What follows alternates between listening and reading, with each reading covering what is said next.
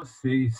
Para quem não estava aqui ontem, essa semana aí estamos uma sequência de webinars ou de bate-papo sobre vendas, num aquecimento aí para Vendas B2B Experience. Estamos aí há 8 dias do evento. Caminhão aí de Goiânia, o ônibus aí de Goiânia já está preparado para todo mundo, João? Tá preparado. Vai todo mundo. Vai muita gente daqui, cara. E então estamos aquecendo os motores aí para a semana que vem. Quem ainda não está sabendo, dia 17 e dia 18, São Paulo, no WTC. Estamos aí fazendo a nossa segunda edição do Vendas B2B Experience. Super animados, está vindo muita gente boa de fora, está vindo muita gente boa daqui do Brasil. E assim como ano passado, a gente vai reunir a galera que está fazendo diferença para discutir o que está acontecendo, melhores práticas, conhecer cases de sucesso, oportunidade fantástica aí para a galera ficar mais ambientada, conhecer o ecossistema. Todos os palestrantes do Vendas B2B Summit, aquela turma toda vai estar lá, não só alguns palestrando, outros vão estar lá fazendo mentorias também. A gente esse ano tem essa inovação de os palestrantes e mentores convidados vão estar lá fazendo mentorias individuais para o pessoal. E então, conteúdo, networking. Esse ano a gente está fazendo um negócio diferente também, João. Conteúdos que a gente abordar dentro do Vendas B2B Experience, nas 6 semanas seguintes, a gente vai estar tendo encontros como esse aqui para discutir esses temas, para eu passar ferramentas para vocês, ajudar vocês a instrumentalizarem essa implementação. Então, o evento é só um ponto de partida, porque sem dúvida nenhuma, não é nada fácil fazer alguma mudança significativa dentro da operação de vendas de vocês. Então, o evento é um ponto de partida para a gente conhecer o ecossistema, ter um conteúdo foda, mas depois a gente vai continuar acompanhando todo mundo que participou e ajudando vocês na implementação dessas novas estratégias. Então, está todo mundo convidadíssimo, quem ainda não comprou seu ingresso, todo mundo tem meu e-mail. Quiser levar o time, a gente tem descontos para grupos. Então, deixa eu jabá feito, vamos para o que interessa. A ideia aqui é falar um pouquinho sobre um tema que eu acho que desperta muito interesse, as pessoas têm muita dificuldade, que é a questão de objeção, algo que está intrinsecamente dentro da vida de todo vendedor e toda operação de vendas. Então, o João vai falar um pouquinho sobre esse tema, mas antes disso, se apresenta aí, João, para o pessoal que não te conhece ainda, se é que é possível, já virou celebridade. Para, né, Browns? Quem não te conhece, se apresenta aí. Massa. Eu sou o João, sou um dos fundadores e atual diretor de vendas e marketing na Nectar CRM. Nós somos um CRM nacional voltado para médias empresas, pequenas e médias empresas. E a gente atua e empreende nesse mercado há pouco mais de 4 anos, mais ou menos. E já atendemos aproximadamente 25 mil usuários e implementamos muitas dicas que peguei com o Bounce e com esse hall de palestrantes foda do evento dele no nosso time de Inside Sales. E hoje eu vou compartilhar um pouco do que a gente aprendeu sobre objeção, que para quem começa em Inside Sales, eu acho que é um dos principais problemas. Então eu preparei um conteúdo que, até brifando o Bounce e toda a audiência, a gente está soltando um curso até o final desse mês sobre prospecção avançado, bem focado no dia a dia, no vendedor mesmo, para que todos que estejam aqui ou fora queiram passar para o seu time de vendas para melhorar as prospecções. E lá dentro tem um módulo de objeção que eu vou exemplificar, fazer flip chart e falar bastante sobre objeções. Num conceito que a gente tem aqui dentro, que é lidando de forma preventiva com as objeções. Então, é mais ou menos esse o ponto e um pouco do que eu vou explicar aqui hoje. Legal, legal. E, pessoal, como eu falei, viu, fiquem à vontade aí. Só peço para ficarem com o microfone mutado quando não estiverem falando. Mas se quiserem fazer uma pergunta, quiserem dar compartilhar alguma experiência, fiquem super à vontade.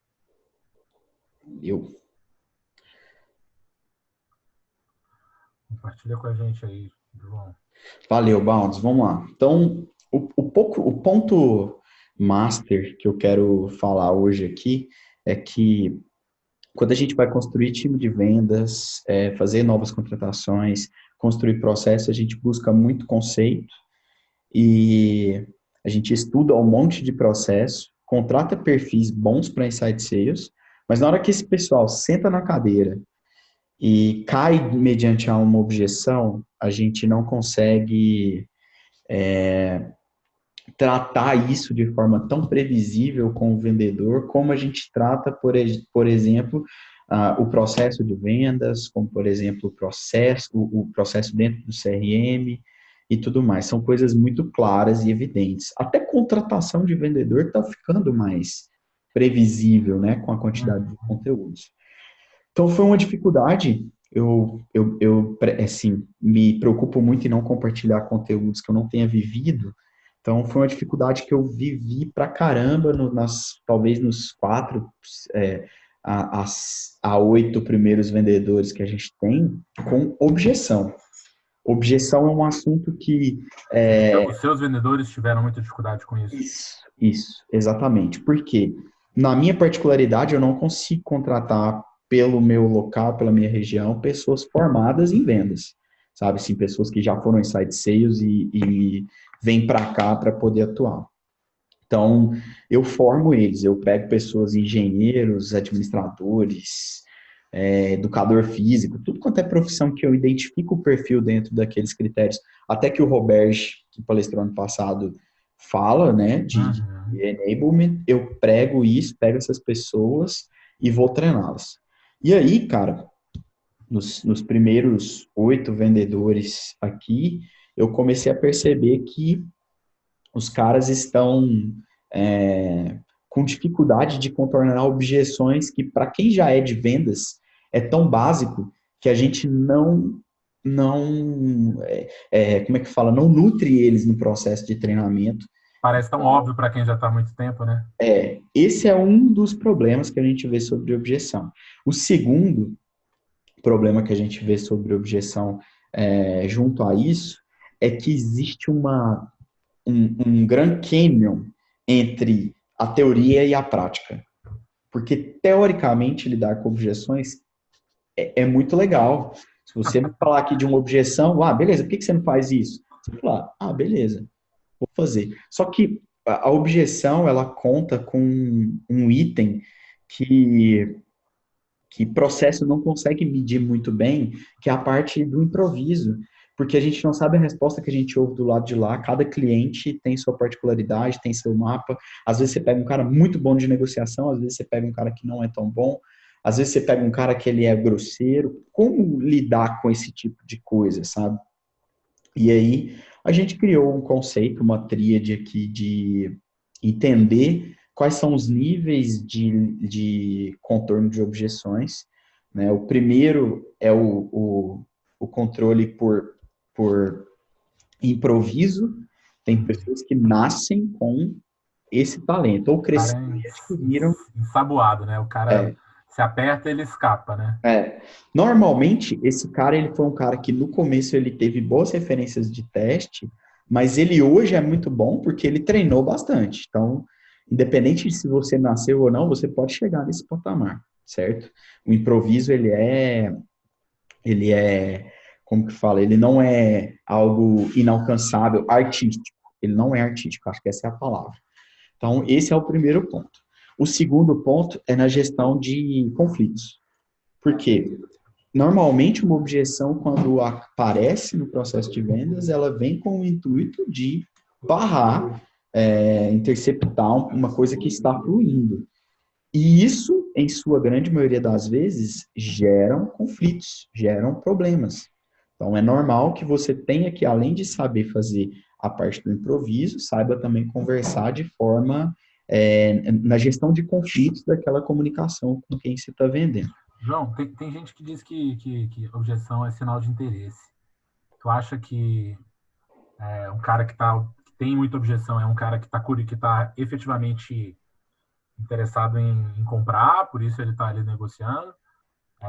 Como é que tu enxerga isso? É melhor evitar mesmo? Não, definitivamente não é sinal de interesse, é uma barreira. Não, eu acho que não, a fazer essa afirmação de forma solta é um pouco de irresponsabilidade, porque você Uhum. precisa de ter confirmações de que o cara está pronto para aquela compra. Se ele validou que é isso que eu quero, esse produto que resolve o meu problema, aí realmente todas as objeções que ele coloca na frente são mediante interesse. Mas antes de você ter essa confirmação, não tem muito segredo, sabe, Bounds, a gente falar que objeção é sinônimo de interesse a qualquer custo. Então, esse é uma. Eu falei do primeiro, que é a questão do improviso, falei do segundo, que é a gestão de conflitos, e o terceiro, que quem já teve a oportunidade de ver ou ler sobre Sandler, conhece bem, que é o sistema de vendas de forma preventiva às objeções. Porque normalmente a objeção ela é uma consequência de uma causa que você não tratou no processo, entendeu? Ela não é uma causa, ela é uma consequência. E aí, dentro desse conteúdo, até voltando à sua pergunta, se você for pensar, existem, é, sei lá, 20, 30 itens de persuasão dentro de armas da persuasão, persuasão, Sandler, um monte de coisa de tratativa, de reciprocidade, não sei o que, um monte de coisa. Aquilo tudo não demonstra interesse, sabe? Muitas vezes a pessoa quer apertar o botão de ejetar, sabe? Da venda, do Uhum. processo da venda. E você tem que deixar isso claro. Então, como que você prevê? O tanto que é ruim quando você está tratando uma conta que ela é importante, chegando, conversando com ela, mas você não tem o feeling de que aquela conta vai fechar, e o cara está tentando dar o botão de ejetar da conta, a gente está tentando tratar todas as objeções e não deixando ele ejetar da conta, demora 2, 3 meses, queima fosfato, queima pipeline, você perde um tempo todo negociando com esse cara. Então, na nossa interpretação disso, você precisa de usar um sistema de vendas, não estou falando de software, estou falando de sim uma lógica, para que você tenha confirmações durante o processo, para que quando chegue a ter objeções, por exemplo, de preço, você já tenha validado todos os itens anteriores, inclusive os que dão confirmação de que aquele cara quer realmente seu produto, entendeu? Então, é uma dificuldade que a maioria dos vendedores tem de fazer as validações lá atrás por terem medo de tomar um lost no começo, sabe? De ouvir coisas que não é bom aos ouvidos no começo da venda. Tipo, não, é muito caro. Para não ouvir que é muito caro, eu não falo de preço. Aí lá na frente eu falo de preço, gastei um tempão e vou ouvir que é muito Que é caro. muito caro, do mesmo jeito, né? Então, o que a gente fala é que para você tentar entrar nesse terceiro item dessa tríade de objeções, é você fazer as confirmações necessárias para que lá na frente você não seja surpreendido. Então, Tá. pode Tem falar. como tu exemplificar aí essa questão de validação, que é um tema que eu acho que a gente já conversou bastante sobre isso, e eu acho que é algo que as pessoas têm muita dificuldade, que é ter claro esses gatilhos de passagem, essas validações que são importantes dentro do processo. Legal. Como é que vocês fazem isso? Só para o pessoal Legal. entender. Normalmente, o meu produto, como eu vendo vendas, né, eu vendo Aham. de vendas, a minha validação ela é bem um algoritmo em português pela etapa. Então, se eu estou na etapa de diagnóstico, querendo um agendamento de uma demonstração, aí eu falo assim, olha, fiz o diagnóstico, conversei com você todos esses detalhes, entendi todos os pontos do seu processo, e agora chegou a fase de eu te fazer uma apresentação totalmente customizada para o seu problema.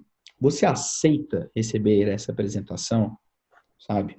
Porque se ele falou sim, na frente, qualquer tipo de objeção do diagnóstico que ele colocar, eu vou falar sim, mas você quem confirmou que queria receber a demonstração.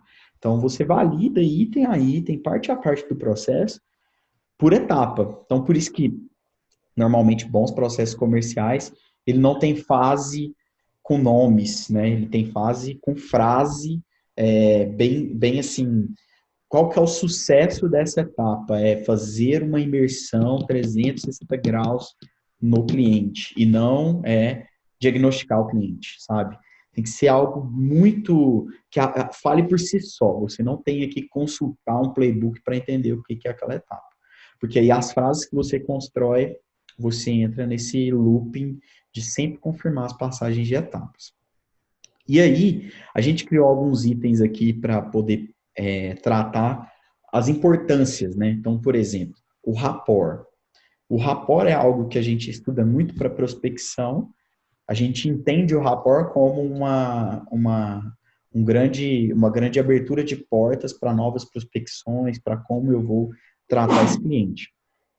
E nessa análise, e depois de fazer inúmeras vendas e analisar o mercado mesmo, no B2B, a gente entende que o rapport, além de abrir uma boa oportunidade na prospecção, ele garante lá na frente algumas objeções.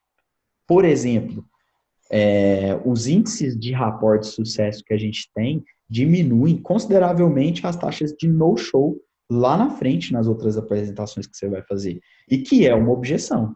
Quando você tem no-show, é um tipo de objeção. Você tem no-show, marca de novo, o cara não vai. Você tem no-show, marca de novo, o cara não vai. Um bom rapport, uma forma de gerar valor no começo daquele contato com esse cara, faz com que você não seja desprezível e irrelevante para que esse cara não te atenda em novos momentos, certo? Então, interessante, cara. Nunca tinha pensado no no-show como uma objeção, mas não deixa de ser, né? Uma é, objeção comportamental, né? tudo que entra para parar o fluxo do pipeline é uma objeção, em qualquer etapa, né? A gente tem que tratar dessa forma. O budget, eu coloquei como um item também, que é uma objeção, porque se a gente está tratando de forma preventiva, é bom que você pare no começo do processo e coloque as cartas na mesa, no começo, sabe? Olha, o seu projeto vai custar de uma estimativa muito provavelmente acima do que realmente vai ser, porque lá na frente você pode surpreender ele para o bem, né? Mas fale disso no começo, se você não quer ter isso como objeção lá no final.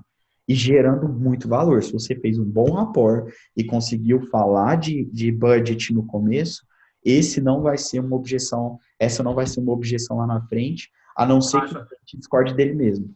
Você não acha que é importante você implicar, mostrar o valor da tua solução antes de falar de preço? Pelo menos essa Sim. é a prática mais comum. É o que a gente faz, porque normalmente quando quando você está conseguindo contato com ele e fez um bom rapport, existe a conexão. E dentro da conexão você vai implicar, você vai torcer a faca, você vai falar um monte de coisa antes de chegar no preço. Mas quando, antes de fazer um diagnóstico, é muito comum o cliente mesmo perguntar, mas quanto vai me custar isso? Quanto vai me custar isso? O tempo inteiro ele quer fazer essas perguntas. Você tem uma forma de aliviar essa pressão de forma,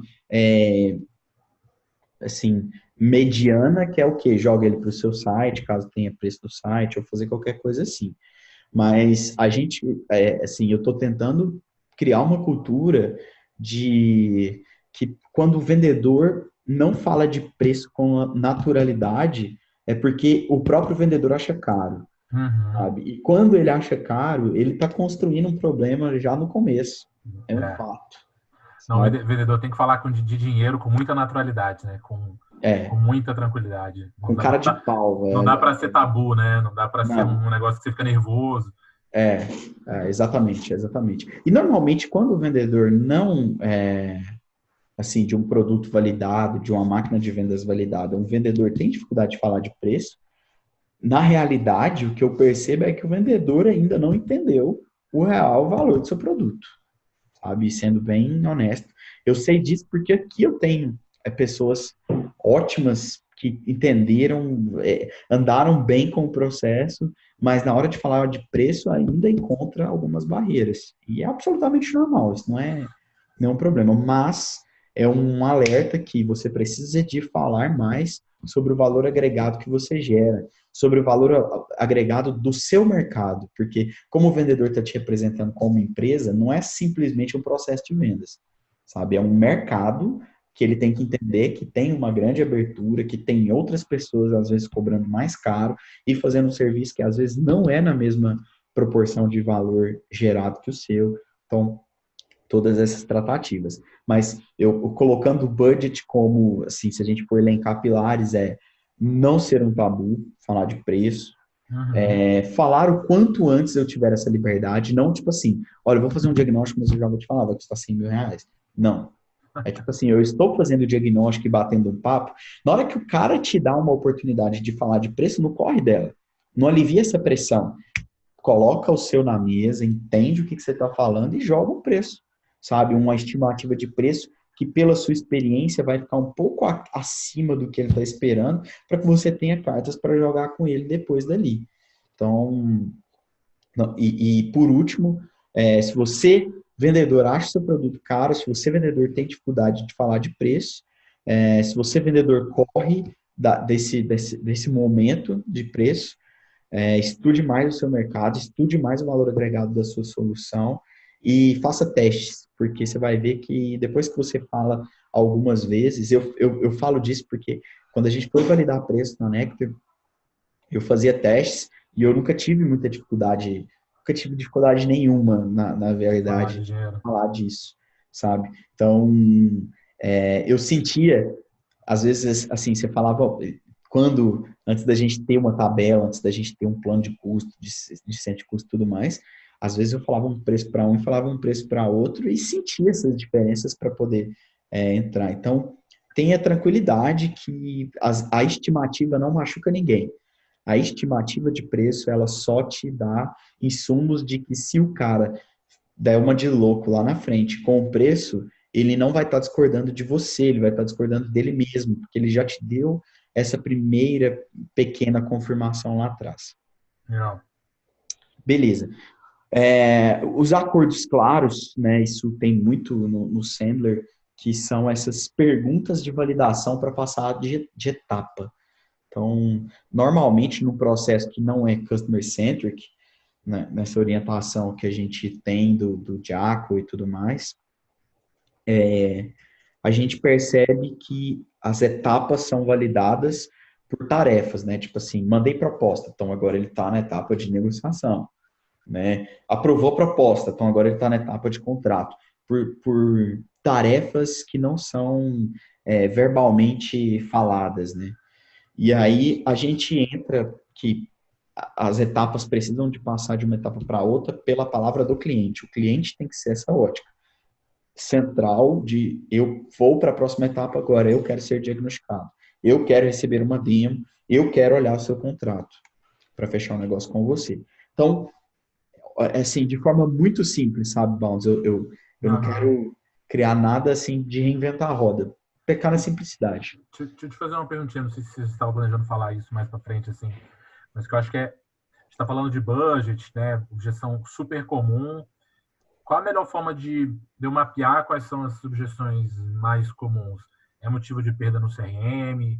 Onde que eu vou buscar para fazer esse entender no meu contexto quais são as objeções mais comuns? Sim, sim. Cara, isso é motivo de perda de CRM, sabe? São tarefas de mais atraso no CRM por etapa e motivo de perda por CRM. Não existe, Ali você entende por que você não está fechando, né? Ali. a prioridade, baixou a prioridade, o nível de prioridade. Pô, o cara não está conseguindo gerar valor e urgência. Budget, o cara, a gente não está batendo na persona correta. Então, tem todos esses itens. Por isso que os motivos de validação, essa é uma vantagem de fazer o seu processo orientado ao cliente, porque as perguntas no motivo de validação, né, tipo, por que eu estou passando o cara de conexão para diagnóstico? Porque ele aceitou bater um papo comigo, onde eu perguntei, você quer bater um papo com um especialista, receber um diagnóstico sobre o seu processo comercial, que é no meu caso aqui, ele me deu sim, ele pegou ele mesmo e jogou na próxima etapa da oportunidade. Se ele me falar que não quer, o contramotivo dessa passagem de etapa já começa a gerar alguns motivos de perda por etapa. Não, sem contato, budget, não aceitou um diagnóstico, já está fechado com um concorrente, alguma coisa assim. Então, se você for fazer essa análise no Customer Centric, você tem muitas respostas que é difícil, sabe? Eu conheço gente que criou páginas e páginas de motivo de perda, tentando criar todo o motivo possível, mas criou isso fora da orientação por etapa. Então, fora da orientação por etapa, você não tem muitas respostas de como melhorar o processo, sabe? Você tem muitas respostas de treinar vendedor, mas melhorar o processo em si, não. Então, esse é o ponto. E aí, cara, a questão dos acordos claros que a gente fala são as perguntas que confirmam essa passagem de etapa, né? Um ponto chave principal que elas te dão escudos, né?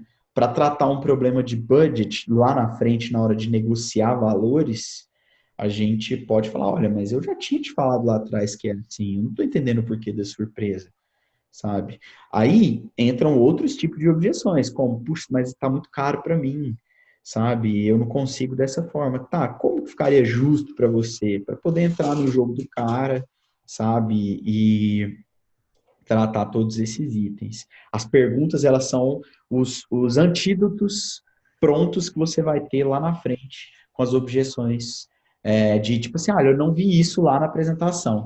Olha, no final da apresentação, antes da gente entrar nessa fase, eu te perguntei se você tinha visto tudo e se você tinha sanado todas as suas dúvidas e você me confirmou, sabe? Eu tinha feito um planejamento para isso. Então, se você quer voltar agora na outra etapa para a gente falar disso, eu preciso que você seja claro e me fale tudo, até para que eu não tome o seu tempo e nem você o meu, sabe? Um jogo claro, um jogo claro. Esse é o ponto principal de objeção, é jogo claro. E aí, cara, a gente fala muito de um planejamento desde o início, né? Existem algumas perguntas de implicação que lá atrás a gente falava com os caras e eu lembro direitinho, eu peguei essa recomendação com um grande amigo, que ele até faz aniversário amanhã. Ele era vendedor na TOTS e ele, no e-mail que ele trocava com o cara, ele criava uma tabelinha com todos os itens, os follow-ups próximos que a gente combinou na primeira ligação. Então, tipo, beleza, depois desse papo a gente vai ter tal papo. E depois com quem que a gente teria que falar? Então, se você faz um mapeamento completo do processo como um todo, de quem vai comprar e schedula isso em tabela, você vai checando dentro de um e-mail que ficou claro desde o começo da primeira call. Legal. Então, a galera chama isso de roadmap to close, né? Roadmap to close, exatamente. O Stelly também, ele falou um pouquinho sobre isso no papo que a gente teve. Acho que ele chamou de virtual close, que era ficar se perguntando. E a próxima etapa? Acho que um hack legal que eu não tinha pensado, não tinha visto ainda, é ir formalizando isso tudo dentro de um e-mail, em todas as trocas. De uma forma vai tornando isso bem visível, né? Sim, sim. Se você conversou com o cara desde o começo e essas respostas vieram dele, né? Por que não deixar isso claro? Até para que ele se oriente com o processo. Até para que ele saiba quais são os próximos passos, diminuindo mais uma vez o seu no-show, diminuindo mais uma vez uma porrada de problemas implícitos ali, que lá na frente a gente paga tempo, paga em tempo e em lost, que não podia ter sido lost se a gente tivesse feito todo esse trabalho, entendeu? Boa. Então, esse é um ponto. Eu costumo fazer isso, até por essa recomendação desse amigo meu lá atrás, até hoje, nos e-mails. Então, tipo, um hackzinho é fazer a pergunta, cara, você já fez alguma contratação para resolver esse problema antes? Fiz, eu contratei uma consultoria XYZ de tal pessoa. Se você conhece e sabe disso, como isso aconteceu, você já pode prever algumas coisas sobre custo, de como foi isso. Então, isso já responde um pouco sobre o budget que ele pode ter para a sua solução, de acordo com a proporção. Tipo, essa solução que ele tomou lá atrás e a minha, qual tem maior peso? Sabe?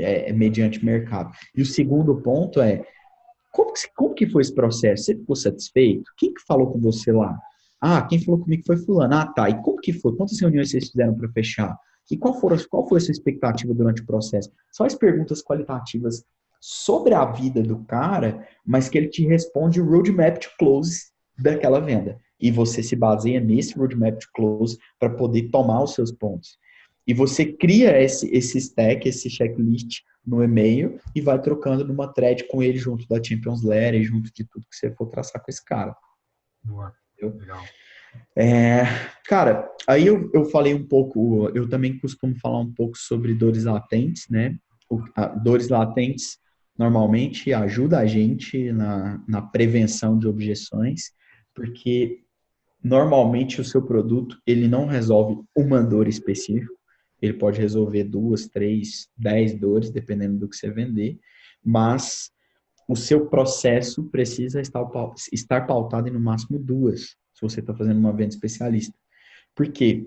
Porque se você pauta em resolver mais do que 2, 3, 5 dores, você cria a complexidade que vai dificultar o processo decisório desse cara lá na frente.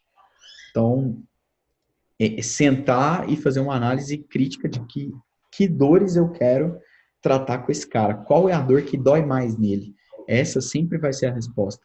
Você nunca pode ir pela dor que você acha que vai resolver. Uhum. Essa é uma forma não data-driven que vai te dar uma rasteira lá na frente do processo. Então, é muito importante que você faça esse mapeamento de acordo com o seu processo de implicação, sabe, de situação, de perguntas, para entender que, putz, e uma coisa que o Sandler fala é usar a linguagem do cliente para poder tratar isso lá na frente. Você não pode, ou se o cara fala assim, olha, eu tô com problema de gerenciar meus corretor, sabe, até no singular, errando o português, você não pode simplesmente falar para ele, olha, eu tô te vendendo um software de melhoria de gestão de equipes internas e externas, sabe? Falar dessa forma, você foge do processo familiar da sua persona. Então, não tenta complicar, não tenta criar, não tenta resolver mais do que ele vê de valor. O que ele vai fazer ele assinar o cheque nesse processo, vai ser a dor que ele sente que dói mais, sabe? E se você percebeu que achou essa dor, implica, faça doer mais, entra todos esses pontos de dores. Então, uma forma de prever objeções é não passar de 2 dores no processo de resolução do diagnóstico. Que naturalmente você vai criando essas próprias objeções, entrando em temas que para ele não dói, vai ficar dúvidas vão surgir, fica mais confuso.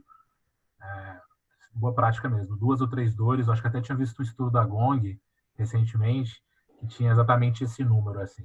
Quando você começa a falar de mais dores, as taxas de conversão para a próxima etapa começam a diminuir. É verdade, cara. Você não tem ideia de quantas vendas você já pode ter perdido por ter criado as suas próprias objeções, achando que o cliente estava criando, sabe? Uhum.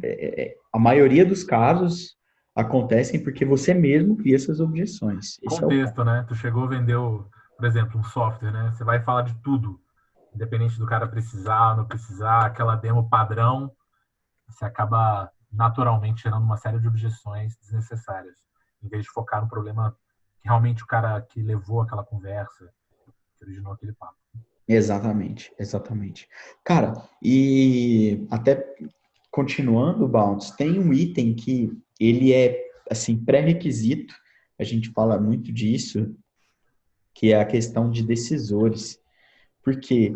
Porque a gente sempre olha para o processo de vendas, para o processo decisório dos caras, mas às vezes a gente ama tanto a própria venda, o card da oportunidade no CRM, que a gente perde um pouco do que a gente sempre aprendeu e até ensina, que é procurar atacar sempre o decisor.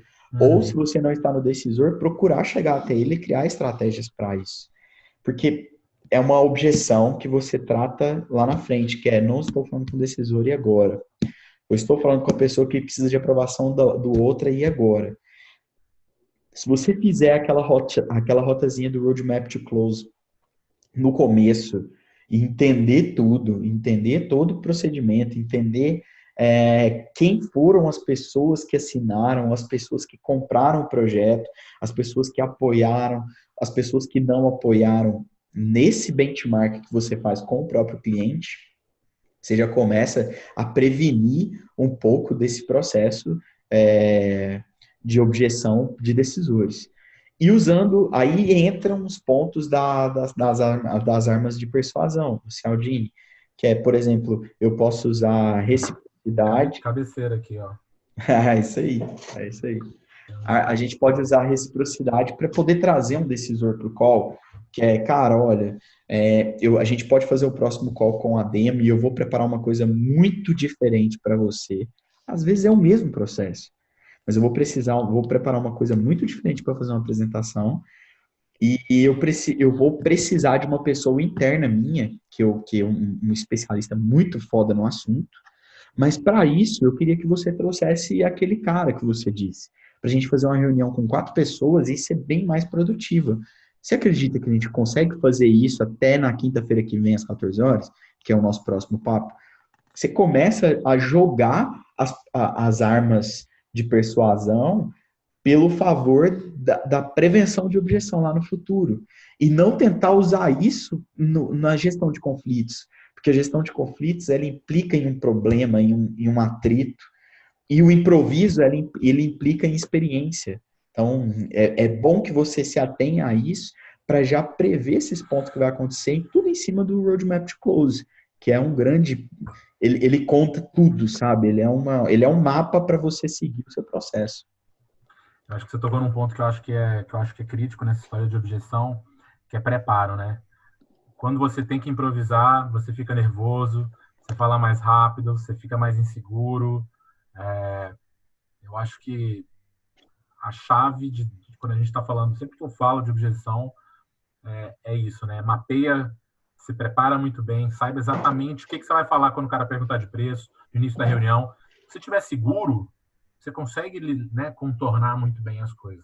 Agora, quando você tem que improvisar, aí realmente isso transmite essa insegurança, esse nervosismo. Dificulta tudo, cara. Dificulta tudo. Você realmente entra num ponto de zona de risco, sabe, velho? É muito complicado. Qual que é o mais... uma vez eu tava conversando sobre isso com um amigo, aí ele fez uma analogia ótima. Ele falou assim, qual que é mais fácil? Você dirigir com cautela, prevenir um acidente, ou resolver a treta depois que bateu o carro, sabe?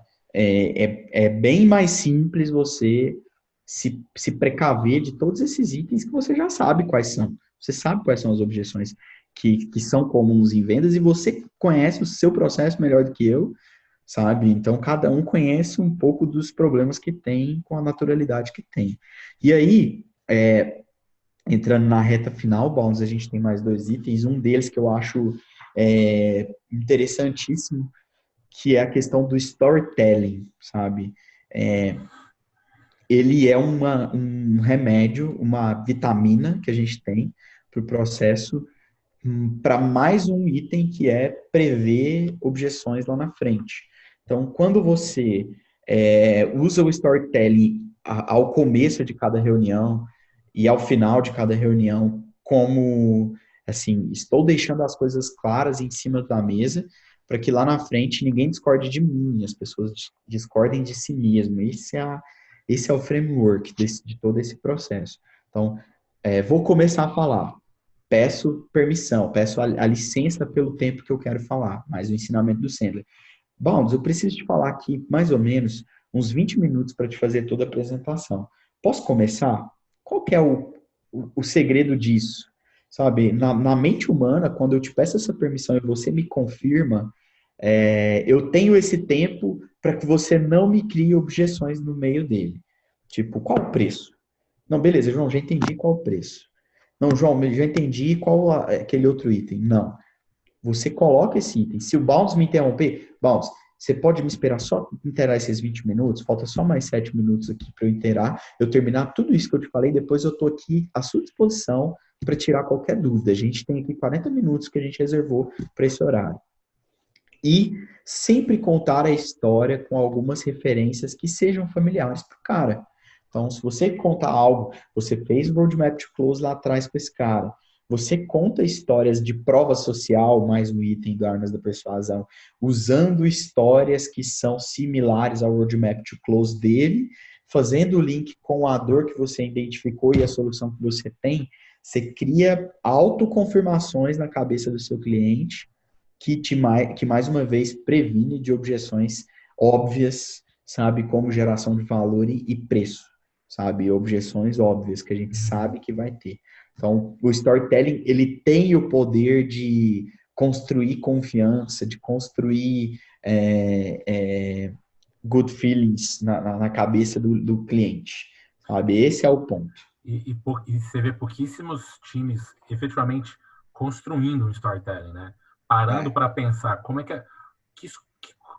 eu vou estruturar a história do meu produto, da solução do meu produto, né? Geralmente as pessoas fazem no automático, né? Pega ali e é raríssimo a gente parar para estruturar isso.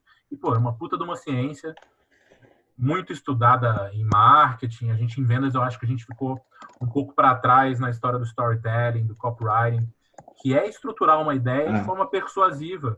A gente mostrou ali, falou do Armas da Persuasão.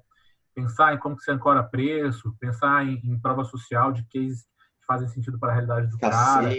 Urgente. Exatamente. Como é que você... E isso, alguma outra pessoa pode ter até um certo talento natural para isso, mas o que a gente precisa fazer como operação, né, é parar, pensar, desenhar essa história e ensinar para que todo mundo possa contar essa mesma história. É exatamente isso. A gente tem que ter estratégia sobre o que a gente fala. Por quê? Eu costumo dizer isso para o meu time. Porque o silêncio, o seu silêncio, quando você não fala algo que não foi criado com estratégia, também tem muito valor. Super poderoso. O silêncio, ele é tipo assim, falei o preço e falei. Por quê? Porque normalmente quando eu falo alguma coisa atrás do preço, já é para quase me desculpar, porque eu acho meu produto caro. Então, cara, olha, deixa eu te falar, custa mais ou menos uns 100 mil reais esse projeto. Esse silêncio que aconteceu aqui agora, ele me conta um pouco sobre como o cara lidou com o preço. Você não começou a fazer um monte de desculpa, é 100 mil, mas eu divido em 12 vezes e a gente pode te ajudar, e se você precisar eu tô desconto. Isso. Né? E aí começa o jogo. E é um jogo eu falo pra galera que não é um jogo de xadrez, é um jogo de dama. É um jogo mais uniforme. Por quê? Porque o jogo é o mesmo. Se você gerou valor, você construiu tudo aquilo, você fez as autoconfirmações, você fez o cliente se confirmar no processo, daqui para frente o jogo ele é uniforme. Não tem fato novo que te tira do processo, a não ser motivo de força maior. Mas tipo assim, cara, o cara deu a primeira objeção do preço, né? Depois do silêncio. E o storytelling entra sempre. Olha, nossa, muito caro, meu Deus do céu. Esse tipo de cara que age com um pouco de asquerosidade, assim, essa coisa áspera, são os caras que a gente, na hora, fala assim, putz, você acha caro esse produto? Que a gente validou todos os itens, você me deu todas as confirmações, eu investi muito tempo para fazer isso. Qual que é o preço que você acha justo para resolver isso? Sabe, dá o poder da justiça para ele, já que ele tem o poder de ser mesquinho com o que você está oferecendo para ele. E entende o que ele está te falando. Aí é mais um jogo. Se você viu que mais uma vez ele foi asqueroso e tudo mais, é um sinal. Talvez você fez alguma confirmação incorreta lá atrás, você fez algum ponto que o processo te pedia que você não fez. Ou você começa a fazer esses contornos de objeção. Então, então não faz sentido? É isso? Mais uma vez, é poker, é blefe. Não faz sentido? O que eu tenho que fazer para isso? Sabe? Existe alguma possibilidade? Porque, pelo que eu entendi, você está muito assustado com o preço que eu te dei estimativas lá atrás. Então, eu acho que eu errei, sabe? Traz o erro para você. Eu acho que eu errei lá atrás em ter te trazido até aqui, porque eu fiz todas as confirmações. Tipo assim, eu errei porque você é um louco e fez as confirmações e me trouxe até aqui.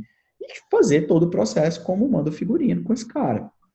Então, esse é o ponto. E sempre contando histórias, sabe, Bounds? Eu não gosto de e-mails ok, sabe? E-mails fechado. Não, e-mails, putz, cara, que massa. Essa reunião de hoje foi muito produtiva. Ela teve valor porque a gente falou disso, daquilo, outro, na linguagem do cara. E olha, depois que a gente terminou o call, eu busquei aquela referência que eu te falei, esse poder de criar um compromisso que você não precisava e cumprir ele logo em seguida, gera uma confiança intuitiva no cara que ele não esperava isso, uma coisa inconsciente. E você conta essa historinha, constrói bons Champions Letter, que é o e-mail de storytelling pós-reunião, pós-call, em qualquer um que você fez. Boa. João, deixa eu te fazer uma perguntinha, assim, Pode eu falar. passei muitos anos a gente falando da importância de falar de ROI, ou seja, tentar colocar em número para explicar preço, né? Pô, 100 mil reais é caro? Pô, depende. Se eu te colocar aqui no papel e te provar, ou a gente fazer um exercício de que isso pode te economizar 200 ou te gerar 200 mil de receita nova, 100 mil às vezes fica barato. Durante muito tempo, ROI para mim era uma verdade absoluta.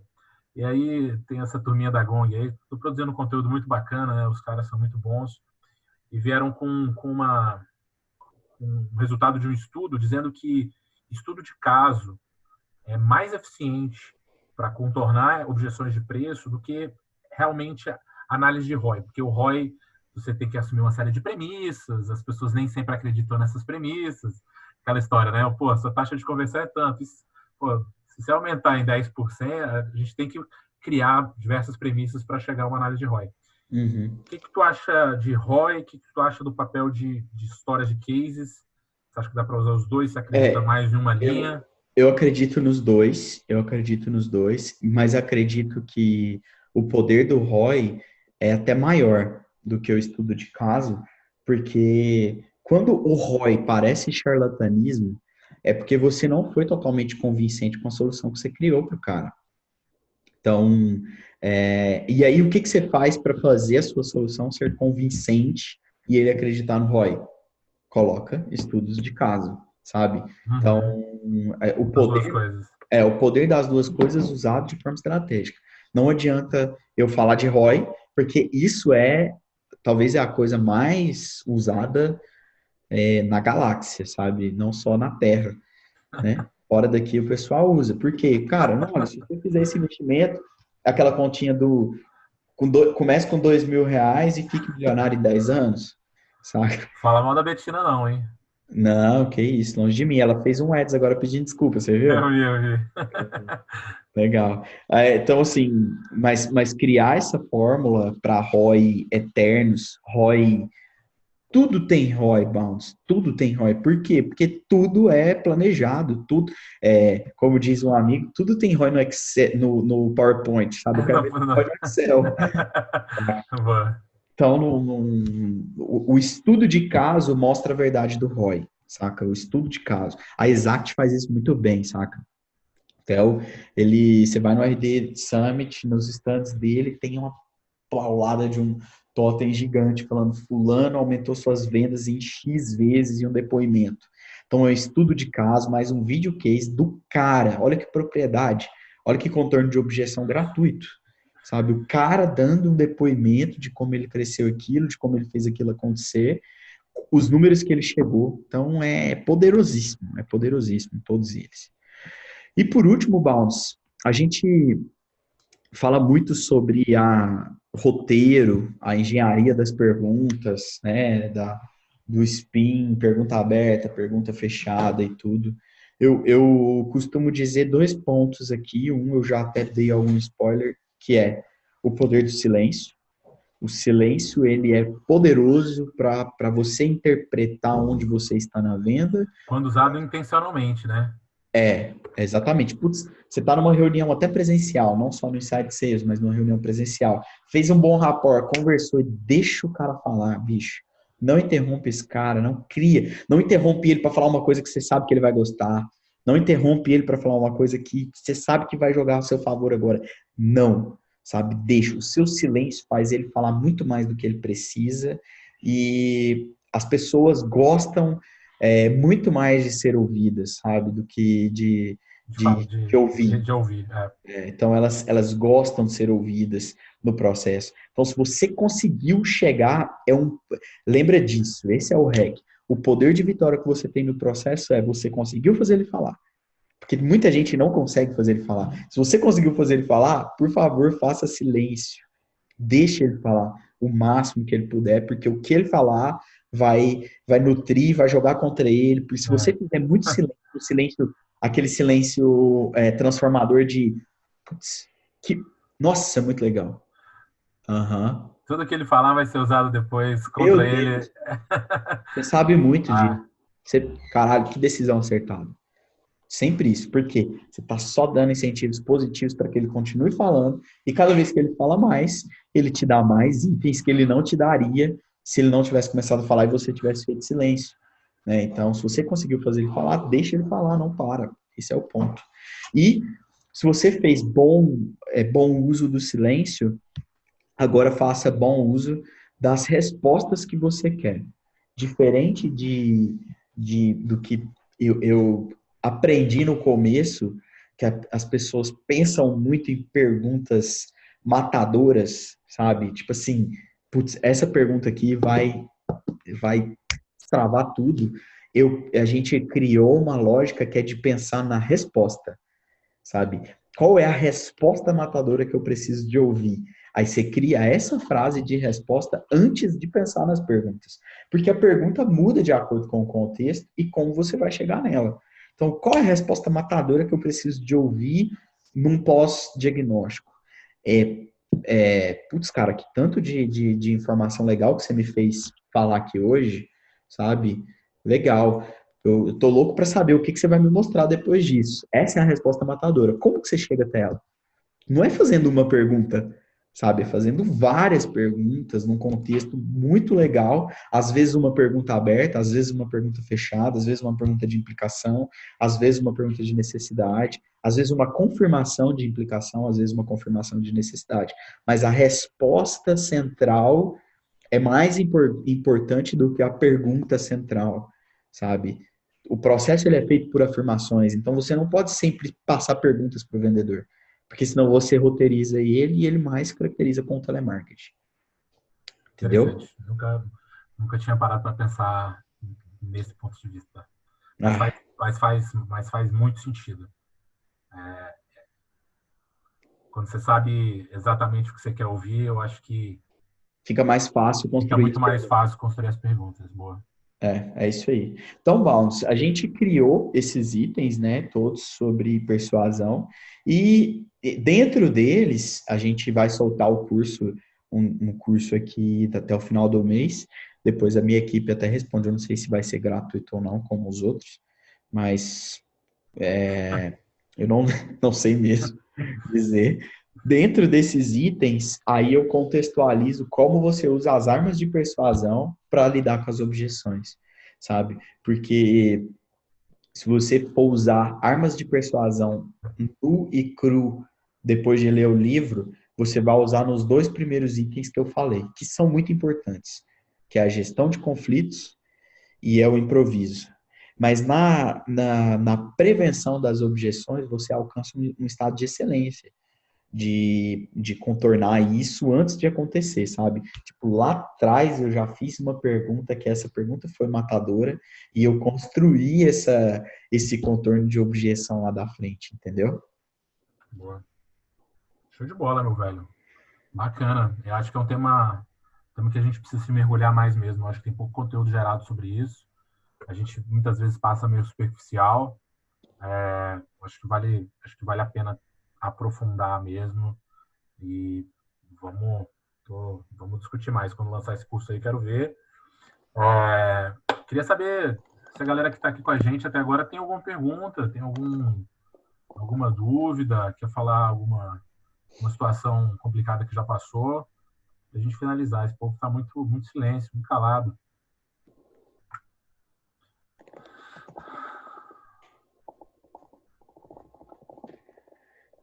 Fiquei até feliz, Bounds. Eu tinha perdido na sinuca aqui, mas o papo foi bom.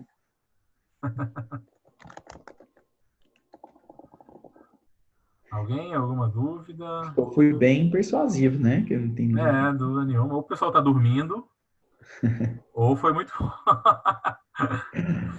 Eu vou encher meu ego aqui, achar que foi muito bom. Mas foi muito bom.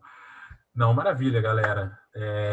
Acho que a gente, como eu falei no início aqui, essa semana está começando a religar os motores aí, falar um pouquinho sobre vendas. A gente tem amanhã a gente vai ter uma galera aqui, vai ter um time de peso, vai ter. Eu acabou de perguntar os temas que vão vir. Amanhã a gente tem o Thiago Reis, o Theo Orozco, Thiago Rocha Thiago Rocha, ou Érico Reis. Érico Reis, É. Thiagão, vai estar o Theo e vai estar o Roberval. Cara, eu vi uma palestra do Roberto Viana, a gente chama ele de Roberval, lá no Hustlers X. Fiquei encantado, não conhecia o que ele tinha feito na operação dele. E aí a gente vai falar um pouquinho sobre processo, sobre automação. Vale muito a pena. Conto com vocês aí amanhã. Depois a gente vai falar sobre geração de demanda com o pessoal da Bowie. Então, quinta-feira a gente vai falar sobre geração de demanda, estratégias avançadas, coisas diferentes, hacks novos, uma nova forma de enxergar a geração de demanda. E sexta-feira temos Vinícius Mairink, Arthur Viana da Rive e a Cameli da OMI, para a gente falar um pouquinho sobre os principais aspectos na construção de um time. A gente também, foi um tema que a gente discutiu em BH no evento da Rive, a gente participou junto lá no Mineirão, e vamos trazer um pouquinho aí dos principais insights do Hustlers X. Massa. Então, Massa. Estão todos convidados. E, Fabiana, obrigado, Fabiana, que bom que você gostou. E, galera, só o começo aí, temos mais 3 dias de aquecimento. Semana que vem, espero todo mundo em São Paulo. Quem ainda não garantiu o teu ingresso, fala comigo, vamos levar os times. Como eu falei, conteúdo, networking e, mais do que isso, uma estrutura de acompanhamento depois, para que a gente possa colocar tudo em prática. Em evento, geralmente, é muito bom, gera muito insight, mas as pessoas têm dificuldade depois de estruturar como colocar isso em prática. A gente vai dar todo um suporte nessa área também. Muitas novidades, viu, João? Tem coisa que você nem sabe, mas tem anúncio de investimento, tem várias coisas que vão acontecer lá no evento.